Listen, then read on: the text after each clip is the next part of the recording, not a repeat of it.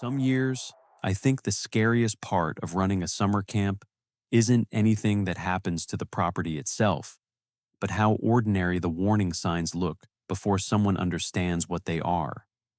My family's had this land since 1961, 40 acres bordering a lake. I inherited it about 8 years ago, which mostly means I'm the person who ends up under the mess hall sink at 2 in the morning wrestling with a pipe fitting. Every summer, we run 4 sessions, each lasting 2 weeks. 6 cabins, 30-some kids at a time, ages mostly 8 to 14. Second session that year, I had a 9-year-old named Ruthie in the youngest cabin.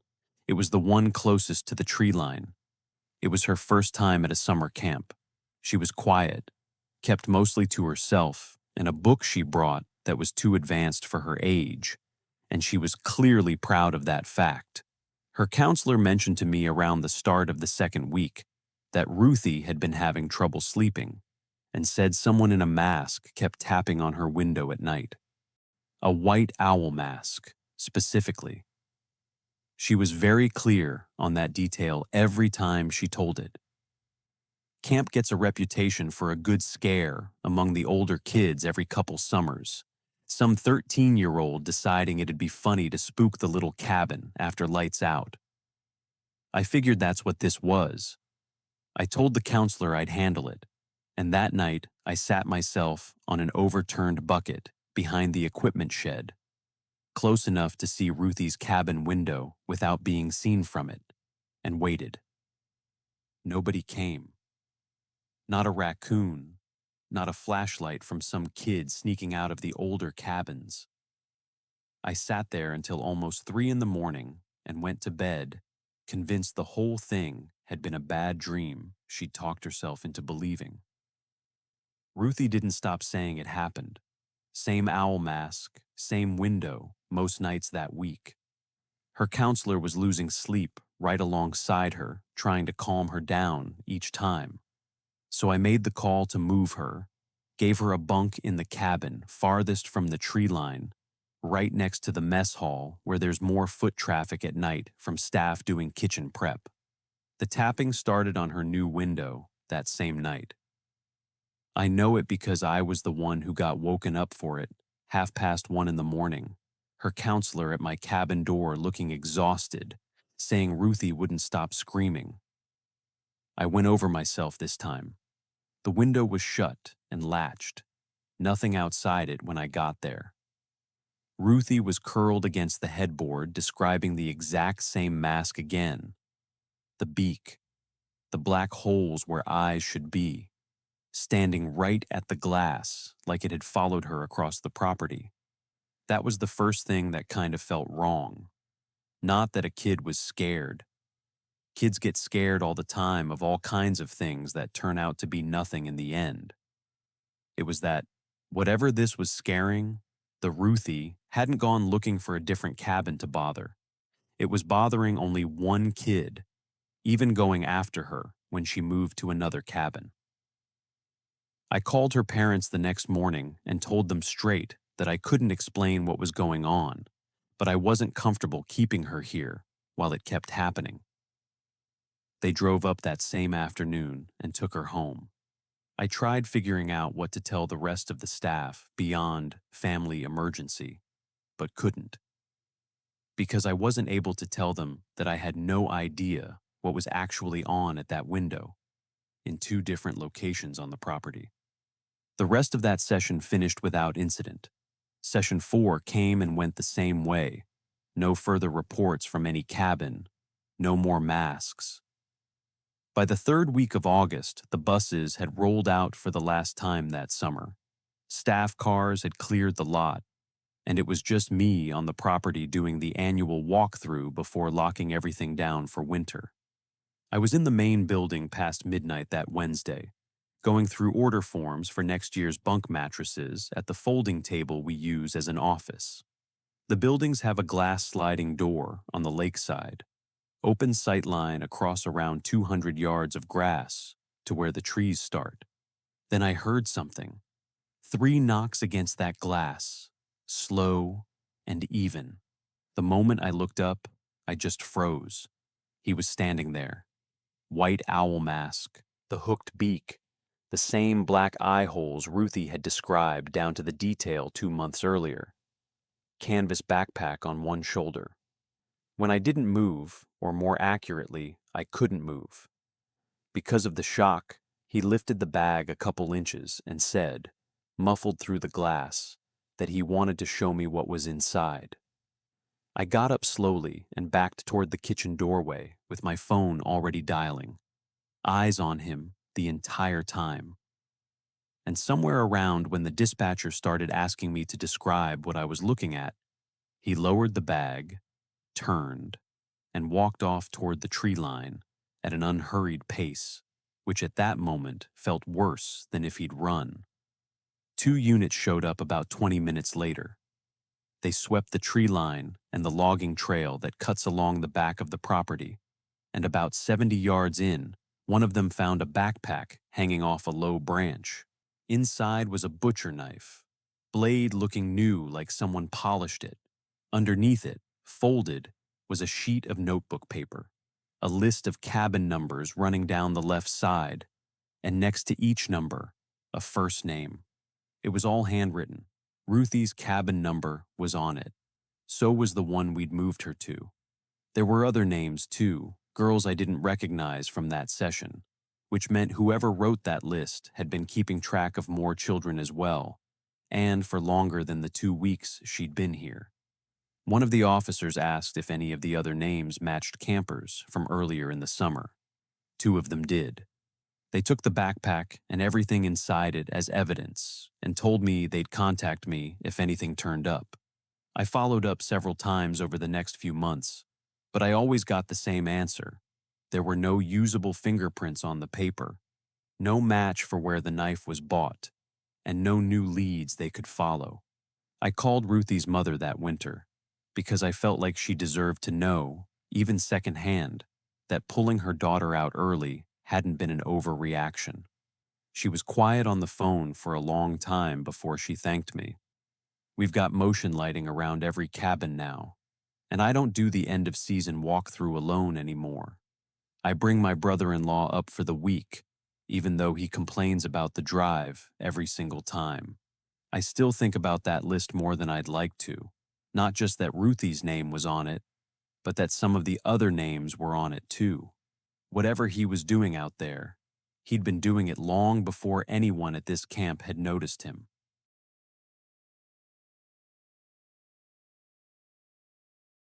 I've surveyed timber boundaries in 6 states and have been working in this field for more than 10 years. And Idaho in early winter is the one job I still hesitate and think about before taking. It's cold enough to slow you down, but not yet cold enough for the company to pull permits and wait until spring. That contract had me alone for 4 days on a ridge above a Salmon River drainage, running section lines through the country where the pines stand close enough together that daylight barely makes it to the ground. I've always preferred working solo. Nobody standing around while I check a bearing 3 times. Nobody rushing me through a stretch of brush I'd rather take slow. My wife has never liked me taking jobs this late in the year. I usually tell her I know the area and it'll be fine, but every time she looks at me, which makes it clear she doesn't believe a word of it. Day 3, early afternoon, I was crossing a slope where the snow had piled up and had made a sheet of ice under it, which I found out only after my boot was already on it.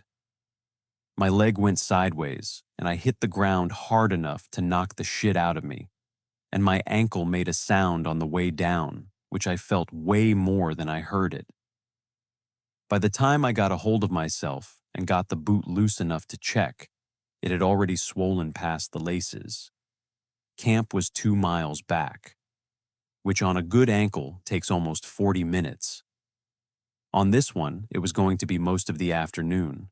I broke a straight branch from a nearby pine and used it as a makeshift splint, stopping every 100 yards or so when the pain got sharp enough to become unbearable. The trees out there all looked the same. Every tree looked like the last one, gray trunks disappearing into the same mess of branches. Same low pine cover blocking any real landmark to remember. And more than once, I had to stop and pull my compass out just to be sure I hadn't turned myself around without noticing. About an hour in, I felt movement through the trunks to my right. There was a line of boot prints cutting through the snow, about 30 yards out at most, close enough that whoever was there would have had a clear look at me the whole time I stopped moving and looked around and didn't see anyone standing. There were just the prints themselves, fresh and running alongside mine. I called out. There was no answer. I tried convincing myself that it was another crew working the neighboring parcel and kept limping forward, but the prints kept pace with me exactly, speeding up when I pushed through a clearer stretch, slowing when the pain forced me to slow. They never closed the distance, but they also never dropped back either. Just held that same distance the whole way, and it terrified me that someone was walking behind me, and I couldn't even spot them. By the time camp came into view, the sun was almost gone. My hands were shaking too hard to get the tent zipper closed on the first 2 tries. I lit the stove for warmth, but couldn't trust myself to stand at it long enough to cook anything, so I sat in the dark most of the night, listening. Outside, the snow shifted under weight more than once. I didn't get up to check even once, and sleep wouldn't come even if I tried. I just sat with my back against the bag and waited for the light to come back. Morning arrived gray and windless, the stillness that only shows up after a hard freeze. My ankle had swollen worse overnight, bad enough that walking myself out wasn't happening without help. But I needed the water filter from the truck, 40 feet off. I unzipped the flap, and in front was an old man standing at the tree line. He didn't move at all, and something about his stillness caused chills down my spine and goosebumps on my body. He was wearing something like a canvas coat, or similar, no gloves. White hair long enough to sit past his collar. He was about 60 feet off. He was looking straight at me. We sat there in silence for what felt like forever. I kept thinking about what to do if something goes wrong. What could I even do with a broken ankle? And then the guy spoke. Told me I was a lucky man. No explanation for what he meant. None for why he was out on that ridge at sunrise in clothes that should have killed him hours ago. Then he turned and walked back toward the trees like he was going back home. And the cover swallowed him before I could even think of something to answer. I sat down on the cooler beside the tent and gave myself a break, and after a while went to look for my truck. There was nothing. My truck was gone. It wasn't on the spur road where I'd left it, and I couldn't see another vehicle anywhere along it. After limping around the site, I couldn't find any sign of a camp either. No fire, no gear, nothing that explained how a man could have spent the night out there without a pack or any kind of shelter. What I found instead was a fresh set of prints leading straight to where the man had been standing. They came from somewhere beyond the tree line, but I couldn't trace them back to anything. From where he'd been standing, another trail led toward my tent and stopped about 6 feet from the door flap. There were no prints beyond that point, and none leading back toward the trees, even though I'd watched him walk there myself less than a minute earlier. The footprints from the day before were still holding their line where the snow hadn't drifted, the same steady 30 yards apart the whole distance between where I'd fallen and where I'd made camp. I got out on the ATV I keep staged near the truck and made it to a ranger station 40 minutes later. Fractured in 2 places, the doctor in town told me that evening. I mentioned the old man to the ranger, mostly because I didn't know what else to do with what I'd seen. And she said there were names people out there still traded around campfires. Old trappers who supposedly never left that land even after they died. though she said it the way people say things they don't put much stock in themselves. No one had been reported missing or overdue anywhere near that ridge that week. I still take contracts out there, though never alone anymore, and never past the first week of November. My wife knows about the ankle, but she doesn't know the rest of it. I've thought about going back to stand at that tree line myself, see if there's anything left to find at the spot where those prints just stop. So far, I haven't done it, and some mornings I wake up glad I haven't. I got invited to a lot of events in my junior year, which I used to turn down a lot. Group projects with classmates, birthday parties from people I barely spoke to. It was the standard junior year for me. Nothing special about it. But among all those invitations, Sienna's invitation is the only one I still remember about. Sienna and I had a couple of bio classes together. We sat a few rows apart and barely talked all semester. I doubt we said more than 20 words to each other before that week. She wasn't someone I had any special opinion about. She was just normal, I guess. Kept a tight braid, ate lunch with the same 3 girls outside the gym, regardless of weather, and kept mostly to herself, otherwise. Then one Tuesday, completely out of the blue, she caught me at my locker and asked if I wanted to go hiking that weekend. I told her maybe, mostly assuming that would be the end of it. It didn't. Wednesday, she brought it up again with more detail this time. A specific trail out past the reservoir. And Thursday, she cornered me before first period with an actual time she wanted to leave. There was a pressure behind it that didn't match how little we knew each other. Like the hike itself mattered less to her than getting a yes out of me. I noticed it and talked myself out of thinking that something weird was going on. I said yes mostly because turning her down a 4th time felt like more effort than just going once and dealing with it. She picked me up Saturday morning in a car, which surprised me a bit because I didn't know she had one in the first place. She drove us out past the reservoir to a trailhead I'd lived near my whole life without ever knowing. It was a gravel lot with a couple other cars and a wooden marker with a map bolted to the post.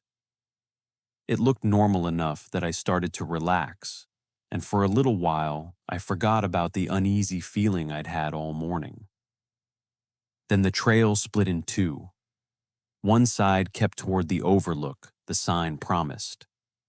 The other narrowed down into something you'd only call a trail if you already knew people used it. A gap in the brush more than a path.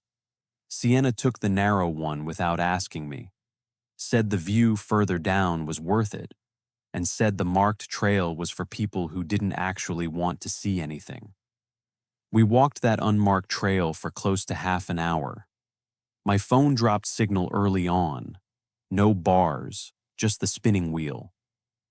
Sienna talked less the deeper we went, and when she did talk, it came out shorter and distracted, like her attention was on something other than the conversation. I figured she was just nervous about the two of us being out there alone together. Looking back, I was the one coming up with an explanation for her. She never actually said that was why.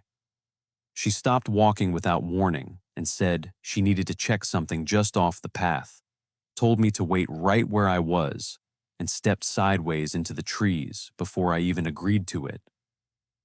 I waited. 5 minutes, then closer to 10, standing on a trail that didn't have another soul on it as far as I could hear. I called her name a few times. Nothing came back, not even the sound of her moving through the brush somewhere nearby. 2 men stepped out from between the trees straight ahead of me, not from the side she disappeared into. Ahead, on the path itself, like they'd been standing just out of sight the whole time, waiting for a reason to step forward. No packs, no poles, nothing that told me that they were hikers, and the second they cleared the tree line, they were already moving toward me. I didn't decide to run, but before I knew it, I already was. Branches caught my arms the whole way back down that unmarked stretch. My foot rolled off a root once without taking me down, and I don't remember most of that sprint beyond the sound of my own breathing and a feeling that stopping wasn't a choice at all. I couldn't tell you how long they were behind me, but at some point I stopped hearing them and didn't dare turn around to confirm it. The gravel lot opened up faster than the distance should have allowed. I hit it running and didn't slow down until my legs gave out near the first car I recognized, which was Sienna's. She was leaning against the driver's door, arms crossed and entirely unbothered, like she'd already been there for a while and wasn't in any hurry. She looked up when I stumbled toward her and said, with a plain voice, she was wondering when I'd make it back. That was the whole explanation I ever got. I asked where she'd gone, who those men were, why she'd left me standing alone on a trail she'd insisted on. She didn't answer any of it. She unlocked the car and said we should head out before it got dark. And I got in because standing alone in that lot next to the woods I'd just come out of wasn't a better option. She drove me home mostly in silence, and I never got another real word out of her after that. Not that Monday, not any day after. She wasn't cold about it exactly, more like the version of me she'd known before that Saturday had stopped being relevant to her. My parents got the police involved a day later. Officers walked the unmarked stretch with me, found some old beer cans that could have belonged to anyone, no sign of a struggle, nothing tying two men to that trail at all. Sienna told them she'd gotten turned around and headed back on her own, assuming I'd find my way out the same way. Nothing in her story technically contradicted mine. Nothing in it explained the men either. The report went nowhere. About 2 months later, I heard secondhand that she'd transferred schools. Nobody in her friend group seemed to know where. I asked around more, and every answer came back the same amount of nothing. I've looked up that trailhead more times than I'd care to admit. There's nothing attached to it online. No story, no missing person, nothing. Just a gravel lot off a reservoir with a marked trail most people never leave, and one unmarked stretch I've never gone back to walk.